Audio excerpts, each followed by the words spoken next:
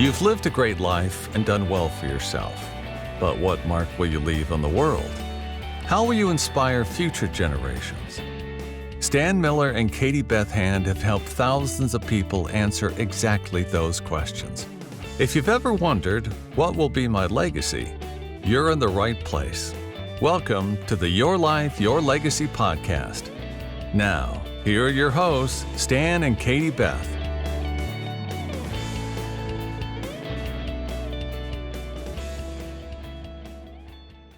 Welcome back to the Your Life, Your Legacy podcast with your hosts, Stan Miller and Katie Beth Hand. We are so excited to have our guest with us today. Today's guest is Sohaib Hasan Shah, and he is here to tell us a little bit about the Brilliant Career Secondary School in Pakistan. Sohaib, thank you so much for joining us today. You're welcome, Katie and Stan, for having me on this podcast. Thank you. Absolutely. We're so excited to have you. So let's dive right in. Start with telling us a little bit about your father originally founded the school. Tell us a little bit about his background and his vision and passion that sort of led him to found the school. My father founded this school almost 45 years ago. And he went, people from our region, like in Pakistan, India, Bangladesh, they go to different Western countries to have a good education abroad. So my father went in the early 60s to Stockholm, Sweden. He was based in Sweden, Stockholm. And he worked there. He got his education from there, middle school, then all the way till graduation. Then he started working there.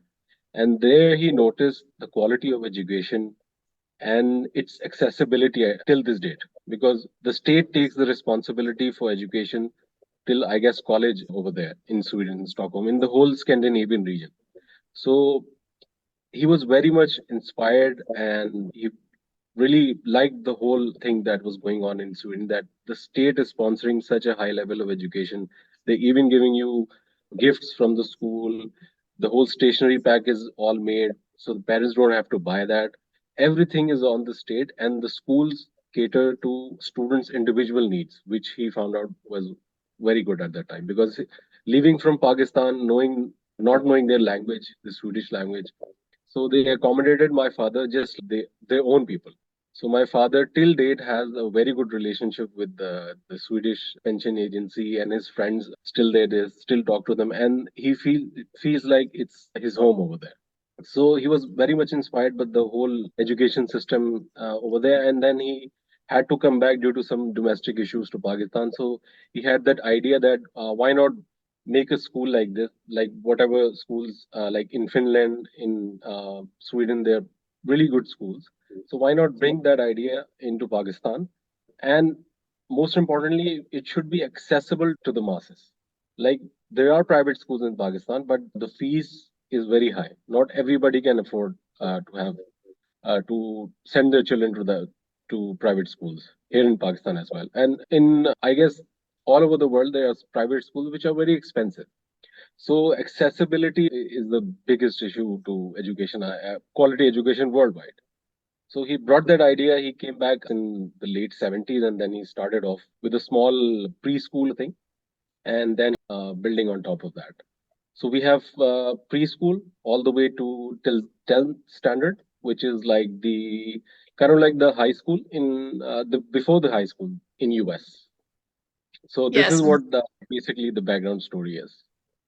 That is incredible. And obviously the vision and the dream, what a legacy to make this idea of an education, which I'm sure you have incredible stories of kids whose lives this has changed.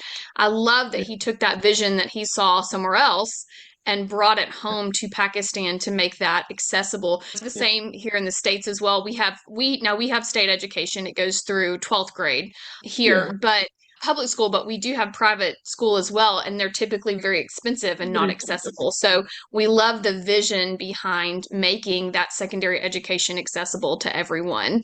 Very cool. And now you run the school now. Your father handed that legacy down. Yeah. The responsibility is on me these days. Hopefully, I'm able to deliver. Hopefully, inshallah. And so this is what basically the backstory was. So since the last 5-8 years, I've been involved with my father. because every other guy living in Pakistan, India, and this region, they would just want to go abroad and settle there and do whatever they want to do. But my father somehow convinced me that this is. I was reading the backstory of Harvard and all the UC Berkeley and NYU. This is what their founders and their like children had to go through. You have to go through different phases. You have to sacrifice some of your dreams and stuff like that to make. I want to run this institution for the next 100 years. So I have to build systems and I have to align somehow with my father's vision and plus maintain my own sense of being, and I have to bring something of my own as well and continue that legacy forward. So this is what the plan is basically, to have a school like this and then grow hopefully forward and have more branches where you can easily afford, you can have access to quality education, and you don't really have to worry about fees, like the fee payment. For example, in COVID, as we all know, there were a lot of fees issue. People couldn't afford; they lost their jobs. So we have one clear rule in our school that even if the parent cannot pay the fees, we don't rusticate the student. We don't kick them out of the school. They still keep on their classes. We usually hold results at time, but still, if we go on one basis with the parents, we talk to them. If they can't afford, we let some of most of the fees go.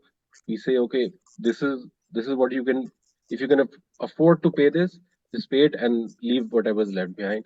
Or if you somehow can't pay it, just leave it, but we don't end the student's journey in our school. So this is one of the rules that we. There are some core values that we still till this date, like since 46 years, that have been followed. So there are a lot of alumni. Our alumni is based throughout the world, and we had this reunion, a grand reunion of alumni, people from all over the world who studied from this school had a very big function program in our school. So even we didn't know we had alumni sitting in US, UK. They're doctors, surgeons, and they're doing pretty well. And when they met my father after like 20, 30 years, they were literally crying. And a lot of the alumni came to me and said, our parents didn't even pay attention like they were supposed to, but your father made sure that we got quality education, we got access to sports, we got our faculties developed in such a way that even our parents couldn't do that. That was very heartening for me to see that students coming from all over the world, and they were like literally crying just by meeting my father. Because these days it's it's a very busy life. People have so much to do in their life, so they can't really meet their own teachers or school owners or whatever. We Due to the whole social media kind of thing, people, it seems like we are more connected, but we don't meet people often. But people came from all over the world. That event opened my eyes to a lot of things. Like, this is something serious, and I need to take this more seriously and develop more systems, and we can somehow, we need to grow this forward with having our core values intact. So this is one of the things. If someone cannot pay anything, we still continue with them. We don't just kick the children out, or we don't just tell the parents, okay, you just can't continue. So you won't get this, you won't get this. They are treated equally. This is what we try and our level best to do. So, talk to us on that. What are some of the most difficult challenges now that you're running this school that you face? I would imagine keeping it financially stable. Do you Yeah, depend on that donors? is one of the biggest problems. How do you do that since so many of your students can't pay? Yes, it's not so many of the students, but yes, 20 to 30% of the student pool have difficulties, especially now after COVID. What has happened? People lost their job, and the financial condition in Pakistan is not pretty stable right now. A lot of people are leaving for, and I don't blame them, they're leaving for a better life, going abroad or somewhere else. I guess it's our belief as well, practicing Muslims. So and it's, I guess, what you put out there in the world, you get back. So somehow or the other, we come up with different. Somehow or the other, we still try and manage to. For example, we had a lot of formative assessments, so we needed a lot of paper. Paper in Pakistan is pretty expensive these days. So what I'm trying to do is move all the paper-based activities to online. So I need to upgrade my computer lab once. So then we can have all the activities that we used to do, have it online. So this is how we can manage cost and still keep our curriculum going. So this is a transition phase that we are going through right now. So these are small tactics that we play around to keep the cost low and still be able to run the school properly. Do And you have, one no, of go the ahead. major belief systems in our religion is if you do good, and I guess in all major religions this is like that. If your intentions are pure and you're working hard, some way or the other, you find a way. You find a way to do things what you're intending to do. Yeah. Obviously, your father is a huge impact on your life and the lives of so Yeah. many of these students Mm. through the school. And I would assume he's one of your major mentors. Do you have, since this was not your original vision and plan in life, do you have other mentors or people that also are running schools like this that you Yeah, talk yeah. to and get We ideas like the actually, computer yeah, lab? Yeah. Tell me about those yeah. people. We actually have a community of the organization name is All Private Schools Management Association of Pakistan. So it's a pool of private school owners who meet often in different meetings for of different agendas. But I have what I do is, for example, the Chat GPT thing. So I'm trying to make the like we. I was discussing this earlier with my school teachers that it's becoming very difficult for us to now to cipher is this essay written by a student or by chat gpt and other AI tools that is. So we need a policy for AI tools and stuff. So I do my own research after school and discuss it with other school owners who are in the same position as we are, and we help each other, we learn from each other, we have a whole thing going on. So it's a big help meeting other people, and I meet other people online. I have joined a few groups online. Basically they're mainly they're US groups in which all the teachers from US are there. I have this global classroom session which I've invited a few teachers, and they talk with my students in school. We have these things going on. It's a good English speaking practice plus getting to know different cultures and stuff like that. Very cool. About how many teachers and students do you have at school? We have around 700 plus students and almost 55 teaching staff. 50 to It's a big, yeah. it's a big Yeah, school. yeah. That's a big school. Is your father still, obviously, this was his vision and legacy from the start. Is he still very involved with the school, or has he mostly passed that off to you? He has mostly passed that on to me, but he still goes to school time to time because That's he's good. lived in the West. So that my father pretty much he's learned a lot of stuff from the Scandinavian culture. Since the last 5 8 years, he's completely handed off to me. He just said, I've taught you whatever I've taught you, and now it's up to you to carry it forward. Keep your research going, keep learning new things, keep meeting new people, and add your flavor into it. So he's pretty open about it. Unlike the culture here in our part of the world. Yeah. So I actually have a book idea which I'm using. I think maybe I'm crazy. I have this book idea by the name of Confessions of an Obedient Child, in I which like it.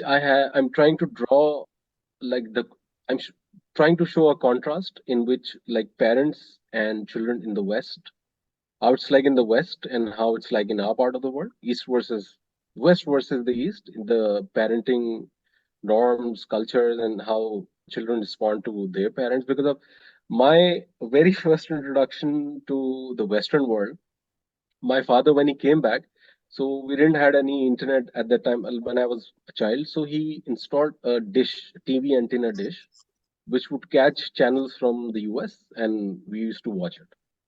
So my very first introduction to this could to the Western world and the American world was the Star World channel.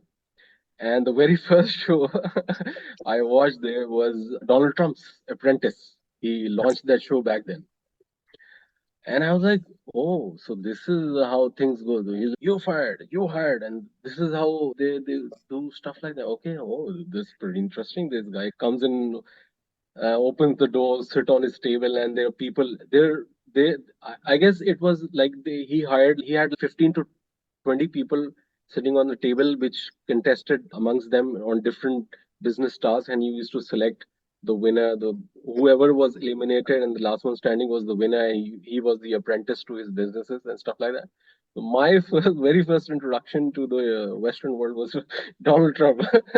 Unlikely. And I was very like in our culture, it's like very respectful. It's like very toned down. Okay, this is my father, so I have to talk to them like this. This is my and in even in the corporate culture and stuff like that, it's we have a different thing going on. In the Western thing, when I saw him, he was like, "You're fired." I was like, "Wow." Okay, so this is. But in a way, what I'm thinking to write in the book, in a way, like what I experienced with in my own family and in my there's too much respect. This also shouldn't happen. What I'm trying to do in my school is I am my own man. I am my own person. I need to if I just be an obedient son, I don't think I can do very well in the world. I need to put out something who I am, and I need to put that out in a respectful manner, which like living in this culture. But this is what I've learned from the West. Like Donald Trump saying you're fired, at least he's being honest and he's being upfront and he's saying it's pretty difficult to do that in front of the whole television, the whole world watching you.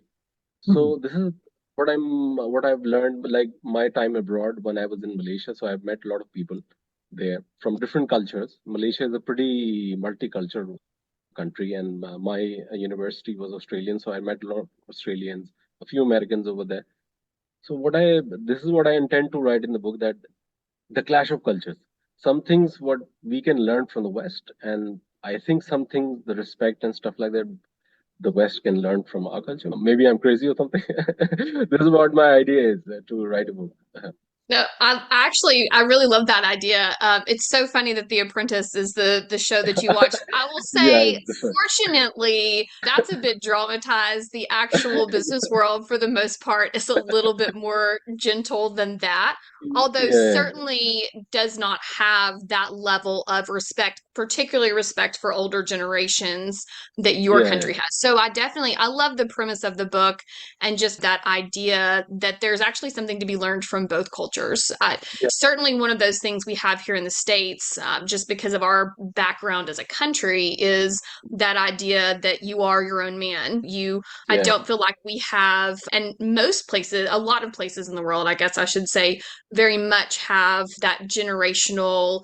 You carry the legacy, you carry the family name, you do Yeah, the family yeah, business much more so than in the United States. I've never Googled the percentage, but I'm sure it's 90s plus that people don't yeah. I can typically imagine. tend to go into the same industry necessarily that their parents did. And so very interesting. Stan and I can't wait. We'll be the first buyers of your book when you get that written. I do think there's certainly a fine line to walk there. And certainly we Yeah. can learn a lot more about respect and really respecting the wisdom and the legacies of the older generations that they are passing Because down to us. I I'm a do think big in the States we yeah, don't have enough respect for that, for sure. yeah. I'm a big Jordan Peterson fan. I listen to his podcast very regularly. Peterson is a huge influence on my life, and I think like traditions. What I heard in his podcast was traditions are experiments that worked. I So love there that. are things, yeah. So there are things that people did in every culture, and they did over a period of time with trial and error, and they reached a certain conclusion. And like I said earlier, those things worked, and they produced results for people who were like who came before us. So we can learn something from that. And my twist on this thing is learning from the Western culture is have your own say as well. I need to be my own individual. I need to have my individual thoughts and processes so I can grow as a person. This is what I think. Like the Western culture is pretty open, and I, to a very large extent, I like that because in our culture, it's oh, don't say this, don't say that. I think we can manage to say have different crucial conversations or like a very we can say we can develop a vocabulary like we can talk to our fathers or mothers or different people in our society in a very respectful way and somehow find a way to do your own thing as well. just not rely only on traditions or family business and stuff like that. Don't be just be a copycat of what your father or what your parents have taught you. You should be a better product of, you should, what I believe is, and what my father tells me, you should be better than what I was. This is how the society will develop further, stuff like that. So this is my basic premise. Maybe I'm crazy. Stuff like that. Confessions of an Obedient Child. Hopefully I'll be able to finish it. So I love that. Stan, I've stolen all the questions. What questions do you have? I have many questions. So let me say, I love the idea of the book. I'm anxious to get my hands on it. So is that something are you actually working on that now? I had this idea because I'm in this transition phase. I'm doing what my father said, but somehow I take time out of that and take time out of, for example, I was reading a few articles and was listening to Jordan Peterson. People are now, I think it is a taboo to live with your parents in the West. I guess, is it, maybe? Or it shows that you are not, I don't know, I don't know exactly, but people are now, if there's a financial condition or whatever the Yeah, situation is, right. people are now moving back to their parents' house. So that's not exactly a very bad thing to do. You Yeah. can It's get that. certainly happening a great deal. I think, yeah, there are a lot of people in their 20s, even their 30s, who still live with parents because they haven't really gotten their life launched yet. And so they do Yeah. live with parents. And so I wouldn't say it's a taboo. It probably is an indication that you Mhm. have really not become a fully self-reliant, independent Yeah. person, right, in your Mhm. own right. I'm curious. I have Yeah. lots of questions. I'm really curious about this. Your school is not, your school is secular, right? You're not a religious school, right? No, not per se as religious. We have daily prayers. We have one prayer in our school that happens, but we are very open to the idea. We have 4 or 5 female Christian staff working in our school. They do So, their own thing whenever right. they're, yeah, So where I was really going with that yeah, is it really relates to, I would say, relates to how you, as an educational institution, how you work to instill values in yeah. students. And We I'm have curious. this. We have, like, at a very core level, that we have 5 pillars of our Islam, the religion. 5 pillars. We introduce that. We have our religious scripture, the Quran. We introduce that subject, like, in different classes. We have different parts of scripture that are there that students memorize and stuff like that. It's at a very core level in our school, basically. So tell us about some success stories of students. You guys have been at this a while now, so I would imagine over the last 45 years, you Yeah, have I'm students that are out in the world doing some pretty amazing things. yeah. We are currently making a database of students who are mostly they're abroad. Like, I know a few doctors who are on very good plastic surgeons of in Germany. There's this lady, I forgot his name. We are still making the database because the event happened this year, earlier this year. So we're now making a proper database of students. Like, one of the plastic surgeon is, like, in top 5 plastic surgeons of the world. She's a lady, and does that in Germany. She practices her thing in Germany, and she specializes in people who are, like, war veterans, or they really had a really horrific accidents and stuff like that. So their whole face or body, it's distorted. So she fixes that only. So we have students like that all over the world. But yes, we still have to make a database of the students of our alumni. So we know exactly where students are working in different fields, in different AI. Many of our students are working in Microsoft. They're working heavily on it. These days, AI is the thing. So all the tech guys are in the AI field, machine learning and stuff like that. So, are you finding these alums that you have out in the world, are they contributing now to the support? Because it sounds like with 55 faculty members, 700 students, the budget, the cost of operating Yeah, a yeah, school yeah. is not Yeah, it's pretty. insignificant. Yeah, it's not a. And I'd like to quote again from big fan of Joe Rogan as well. So I heard this in his and Jordan Peterson's podcast. Like hard men create create good times. Good times create soft men, and then soft men create hard times, and then the cycle goes over again. So what I believe is, if my work is pretty hard these days, especially these days, the financial condition and stuff like that. What we tell our alumni is, don't give the money to us, don't even tell us what who you're supporting, just support them on your own. We have done this since 46 years, and we still have this thing that we will try and manage it on our own. Alumni, they may be I know a few people who are helping certain students to pay their fees, but we don't get directly involved. What I was thinking to do is make this a proper thing, because this was the first time I met a lot of alumni students. So what I was thinking to do is make an alumni organization, build a whole organization around it, and make somebody the president so he can manage all the funds and stuff, whoever wants to contribute. So there's a set system in place. This is what I'm currently trying to do, making processes and systems. This is also done very well in the Western world somehow.